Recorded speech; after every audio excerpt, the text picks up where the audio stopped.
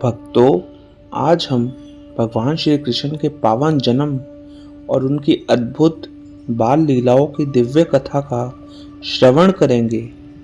श्री कृष्ण केवल एक अवतार नहीं, बल्कि प्रेम, भक्ति और दिव्यता के स्रोत हैं। उनका जन्म अधर्म का नाश और धर्म की स्थापना के लिए हुआ था। उन्होंने बाल्यकाल में ही अनेकों अद्भुत लीलाएं रचाई, जिससे समस्त ब्रह्मांड भगवान विष्णु की मधुरता और चमत्कारिक शक्ति का दर्शन कर सका। आइए भगवान श्री कृष्ण के मधुर नाम का स्मरण करते हुए इस कथा का श्रवण करते हैं। बोलिए बाके बिहारी लाल की जय। गोकुल निवासी भगवान श्री कृष्ण की जय। यशोदा मैया के पुत्र नंदलाला की जय। श्री माँ भगवत महापुराण की जय। श्री महाभगवत महापुराण के अनुसार जब पृथ्वी पर अधर्म और अत्याचार बढ़ने लगा तो माता पृथ्वी ने गौ रूप धारण कर भगवान विष्णु से विनती की। भगवान ने आश्वासन दिया कि वे स्वयं इस संसार में अवतार लेंगे और अत्याचारी कंस का नाश करेंगे। मथुरा के राजा उग्रसेन के पुत्र कंस ने अपने ही पिता को बंदी बनाकर राजगद्दी हत्या ली। कंस की बहन देवकी का विवाह जब वासुदेव से हुआ तब आकाशवाणी हुई, हे कंस, जिस देवकी को तू इतना स्नेह करता है उसी के गर्भ से उत्पन्न 8वां पुत्र तेरा वध करेगा। यह सुनकर कंस क्रोधित हो गया और उसने देवकी को मारने का संकल्प लिया, लेकिन वासुदेव जी ने उसे शांत किया और वचन दिया कि वे हर संतान कंस को सौंप देंगे। कंस ने देवकी और वासुदेव को कारागृह में डाल दिया और जैसे ही उनकी संतानें जन्म लेती, कंस उन्हें निर्दयता से मार डालता।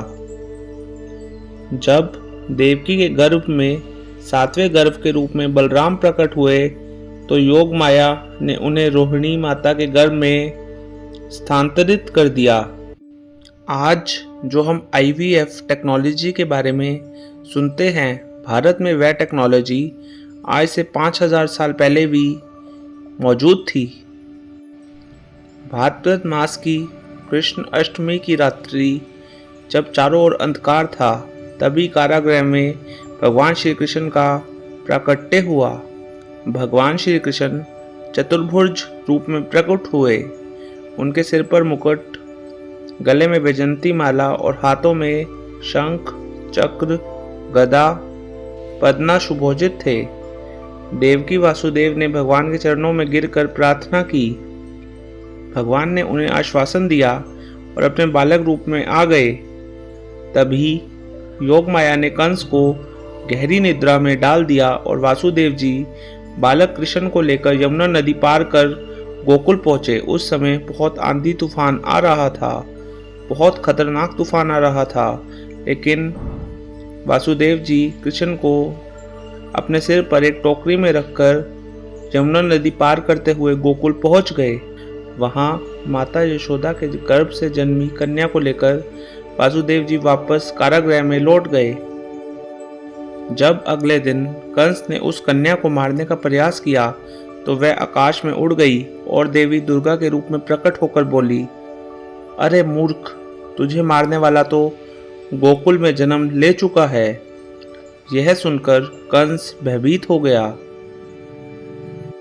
आइए अब श्री कृष्ण भगवान की बाल लीलाओं के बारे में जानते हैं। सबसे पहले पूतना वध, बाल कृष्ण भगवान का पहला चमत्कार। कंस ने श्री कृष्ण भगवान को मारने के लिए अपने राक्षसों को गोकुल भेजा। पूतना नाम की एक राक्षसी ने सुंदर स्त्री का रूप धारण कर श्री कृष्ण को विष लगे स्तनों से दुग्ध पिलाने का प्रयास किया, परंतु श्री कृष्ण भगवान ने उसके प्राणों को ही चूस लिया और पूतना वहीं धराशायी हो गई। गोकुल वासियों ने देखा कि यह कोई साधारण बालक नहीं बल्कि स्वयं नारायण हैं। जब श्री कृष्ण पालने में लेटे थे, तब एक दैत्य शक्टासुर ने गाड़ी का रूप लेकर उन्हें कुचलने का प्रयास किया। श्री कृष्ण भगवान ने मात्र अपने चरणों से ठोकर मारकर गाड़ी को पलट दिया और शक्टासुर का अंत हो गया। कंस के भेजे राक्षस तृणराव्रत ने तेज आंधी और धूल का रूप धारण कर श्री कृष्ण को उड़ाने का प्रयास किया, परंतु बाल कृष्ण ने उसकी गर्दन पकड़कर मरोड़ दी और उसे मार गिराया। श्री कृष्ण भगवान की बाल लीलाओं में सबसे प्रसिद्ध उनकी माखन चोरी है। वे अपने सखाओं के साथ घर घर जाकर माखन मिश्री चुराते और आनंद लेते। जब गोपियां उनकी शिकायत करने माँ यशोदा के पास आती तो श्री कृष्ण भोला भाला चेहरा बनाकर खड़े हो जाते। एक बार माँ यशोदा ने उन्हें रंगे हाथों पकड़ लिया और ओखल से बांध दिया। तब श्री कृष्ण ने दामोदर लीला रचाई और 2 जुड़वा वृक्षों नकुंबर और मणिवृत्त को मुक्त कर दिया। यमुना नदी में कालिया नाग ने अपना विष फैला रखा था। एक दिन श्री कृष्ण ने जल में कूदकर कालिया नाग के फणों पर नृत्य किया और उसे पराजित कर यमुना को स्वच्छ कर दिया। इंद्र के अहंकार को तोड़ने के लिए श्री कृष्ण ने 7 दिन तक अपनी छोटी उंगली पर गोवर्धन पर्वत उठाया और सभी ब्रजवासियों को आश्रय दिया गोवर्धन पर्वत के नीचे, जिससे इंद्र भगवान ने अपनी भूल स्वीकार करी और श्री कृष्ण को गोविंद नाम दिया। भगवान श्री कृष्ण की लीलाएं हमें यह सिखाती हैं कि संकट में ईश्वर का नाम लेने से वे हमारी रक्षा अवश्य करते हैं। अहंकार का अंत निश्चिंत है। सच्ची भक्ति ही भगवान को प्रिय है। श्री कृष्ण का प्रेम निर्छल और दिव्य है। तो बोलिए भक्तजन, भगवान श्री कृष्ण की जय। गोविंद हरे मुरारी की जय। यशोदा के लाल और नंद लाला की जय।